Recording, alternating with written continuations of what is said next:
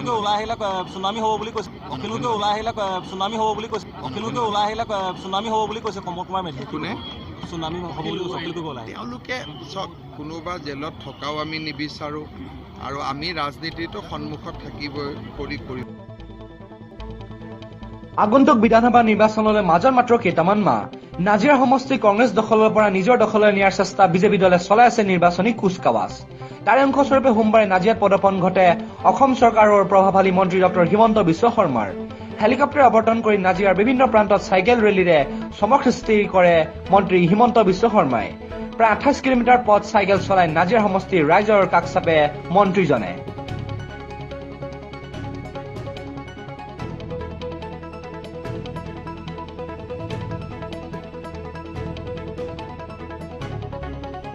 ইয়াৰ পিছত অন্যতম অগ্ৰগণী বেচৰকাৰী সন্থা আশ্ৰয় উদ্যোগত অনুষ্ঠিত এক সম্বৰ্ধনা অনুষ্ঠানত অংশ লয় মন্ত্ৰী শৰ্মাই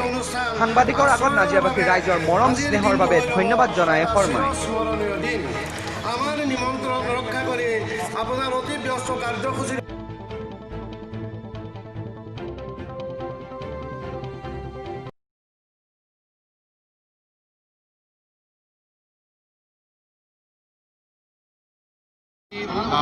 প্ৰায় 26 কিলোমিটাৰ পথ ঘূৰিলোঁ আৰু নাজিৰাবাসী ৰাইজে যি মৰম আদৰ দেখুৱালে তাৰ বাবে নাজিৰাবাসী ৰাইজক মই ধন্যবাদ জনাইছোঁ ইলেকশ্যনৰ আগত নিশ্চয় আকৌ নাজিৰালৈ আহিম ৰাইজৰ আশীৰ্বাদ বিচাৰিম কংগ্ৰেছে যি প্ৰতিশ্ৰুতি দিছে প্ৰতিশ্ৰুতিও কংগ্ৰেছ কৈ আছোঁ ৰিপুণ বৰাই কৈছে মই মিছা প্ৰতিশ্ৰুতি দিয়া নাই ৰিপুণ বৰাই দেখোন নিজেই কৈছে পলিটিক্স ইজ পলিটিক্স বুলি ৰিপুণ বৰা ডাঙৰীয়াই অসমবাসীক প্ৰতিশ্ৰুতি দিয়া নাই অসমবাসীক তেওঁ উপলুঙা কৰিছে আৰু মই জীৱনত এনেকুৱা ৰাজনীতি কৰা মানুহ দেখা নাই যে প্ৰতিশ্ৰুতি দিয়াৰ আগতে প্ৰতিশ্ৰুতিখিনি পলিটিক্স বুলি কৈ লৈছে এনেকুৱা ৰাজনৈতিক নেতা অসমত আগত জন্মও হোৱা নাছিল আৰু এনেকুৱা যাতে জন্মও নহয় মই তাকে কামনা কৰোঁ বি পি এফ আৰু ৰাইজৰ দলৰ মিত্ৰতা ফালে মিত্ৰতা সম্পৰ্কত কি ক'ব ছাৰ কাৰণ চব পলিটিক্সত যিবিলাক ৰাজনৈতিক দলে অকলে জিকিব নোৱাৰে বা যোনে যেনে তেনে চৰকাৰ কৰিব খোজে তেওঁলোকে নীতি আদৰ্শ নোহোৱাকৈ মিত্ৰতা কৰে কিন্তু অসমৰ লোক ৰাজনৈতিকভাৱে ইমানে পৰিপক্ক যে সুস্থ সিদ্ধান্ত ল'ব অসমবাসী ৰাইজে জানে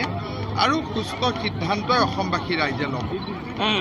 ৰাস্তা আপুনি যেনেধৰণে কথা দিছিল তেনেধৰণে আপুনি ৰাস্তা বনালে ইয়াৰ পিছত আৰু কেনেধৰণে আৰু অলপ ৰাস্তাৰ কাম কৰিবলগীয়া আছে মই এতিয়ালৈকে প্ৰায় 100 কোটি টকা মই নাজিৰাত প্ৰথমবাৰ অহাৰ পিছত চৰকাৰৰ ফালৰ পৰা আমি দিছোঁ আৰু কিছু মূল ৰাস্তা আছে মই চেষ্টা কৰোঁ কিমান দূৰ কৰিব পাৰোঁ 26 কিলোমিটাৰ আপুনি চাইকেল চলালে আৰু চাইকেল চলোৱাৰ সময়খিনিত আপোনাৰ ৰাস্তাৰ দুয়োকাষে যথেষ্ট সংখ্যক লোকে আপোনাক আবাল বৃদ্ধবন নামত দেখিছোঁ কঁকাল পৰা আইতা ককা ওলাই আপোনাক আশীৰ্বাদ দিছে কি অনুভৱ আৰু এতিয়াও কিন্তু আপোনাৰ মুখত ভাগৰৰ চিন নাই কোনো ক্লান্তিৰ চিন নাই কি ক'ব অসমত য'তে যাওঁ ৰাইজে যথেষ্ট মৰম আদৰ কৰে আৰু এই মৰম আদৰখিনিৰ কাৰণে ৰাইজৰ কাৰণে কাম কৰাৰ প্ৰেৰণা পাওঁ আৰু মই ভাবোঁ ভগৱানে এইখিনি মোক দিয়াৰ বাবে মই ভগৱানক সদায় ধন্যবাদ জনাওঁ অখিলোকে ওলাই আহিলে সুনামি হ'ব বুলি কৈছে কমল কুমাৰ মেধি কোনে সুনামি হ'ব বুলি কৈছে অখিলোকে ওলাই তেওঁলোকে চব কোনোবা জেলত থকাও আমি নিবিচাৰোঁ আৰু আমি ৰাজনীতিটো সন্মুখত থাকিবই কৰিব খোজোঁ কমল মেধি হওক কোনোবা হওক যাক লৈ সুনামি কৰে কৰি থাকক কিন্তু বিজেপি নিজৰ জেগাত ঠিক থাকিব বিজেপি নিজৰ যি কাম আছে কৰি গৈ থাকিব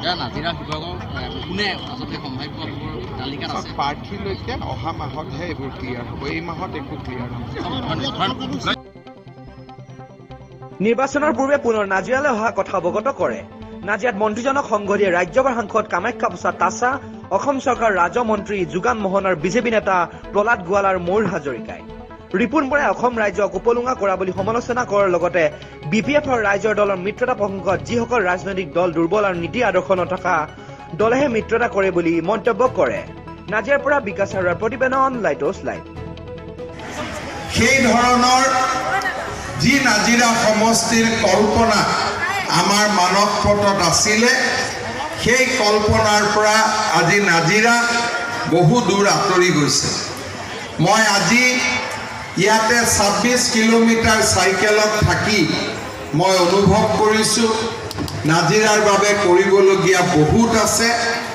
নাজিৰাক এক উপযুক্ত ৰাজনৈতিক নেতৃত্বৰ প্ৰয়োজন এক সামাজিক নেতৃত্বৰ প্ৰয়োজন আৰু নাজিৰাক আগুৱাই যাবলৈ এক সকলোৰে সামূহিক প্ৰচেষ্টাত আমি ঐক্যবদ্ধ হৈ কৰিবলগীয়া বহু কাম আমাৰ সন্মুখত বাকী আছে। মই আশা কৰিম 2021 চনে নাজিৰাৰ বুকুলৈ সম্ভাৱনা কঢ়িয়াই লৈ আহক আৰু নাজিৰাৰ যি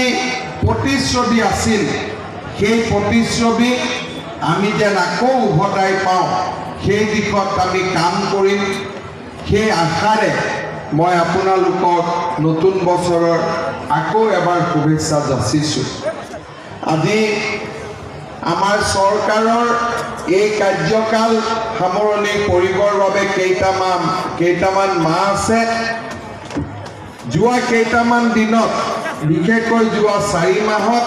নাজিৰা সমষ্টিৰ ৰাস্তা ঘাট উন্নয়নৰ কাৰণে আমি কেইবাটাও আঁচনি হাতত লৈছিলোঁ। কাম কাজ চলি আছে আৰু যিমানখিনি কম সময়ৰ ভিতৰত কৰিব পাৰি আমি তাক নিশ্চয় আগুৱাই দিম। কিন্তু তাৰ পিছতো মই বিশ্বাস কৰোঁ যে নাজিৰাক আগুৱাই লৈ যাবলৈ নাজিৰাত এক উপযুক্ত ৰাজনৈতিক নেতৃত্বৰ প্ৰয়োজন আছে আৰু মই ভাবোঁ নাজিৰাবাসী ৰাইজে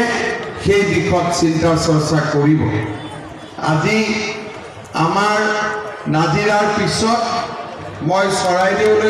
চৰাইদেউলৈকে যাম। আহোম স্বৰ্গদেউসকলৰ যি মৈদাম আছিলে সেই মৈদামৰ সৌন্দৰ্য বৰ্ধন সংৰক্ষণৰ কাৰণে ৰাজ্য চৰকাৰে 25 কোটি টকাৰ অনুমোদন দিছে। তাৰ আঁচনিৰ কাম আজি আমি আনুষ্ঠানিকভাৱে আৰম্ভ কৰিম। সেইবাবে বহু সময় আজি আপোনালোকৰ মাজত থাকিব পৰা নাই। পৰৱৰ্তী দিনত আমি নিশ্চয় আকৌ লগ হ'ম। বিশেষকৈ আশ্ৰয় যিহেতু এক অৰাজনৈতিক মঞ্চ, ইয়াৰ পৰা মই ৰাজনৈতিক কথাও ক'ব খোজা নাই আৰু কেতিয়াবা আমি নিশ্চয় আকৌ সোনকালে লগ পাম আমাৰ কথা বতৰা আমাৰ মনৰ ভাৱ বিনিময় কৰিবলৈ। আশ্ৰয় উদ্যোগত বহুতো গঠনমূলক কাম হৈছে, সমাজৰ উন্নয়নৰ বাবে কাম হাতত লোৱা হৈছে। মই ভাবোঁ অনাগত দিনত আশ্ৰয় আৰু আগবাঢ়ি যাব আৰু নাজিৰাবাসীৰ বাবে সঁচা অৰ্থত এক আশ্ৰয় হিচাপে থিয় দিব। এই দুআষাৰ কৈ আপোনালোকক পুনৰ এবাৰ অভিনন্দন জনাই ধন্যবাদ।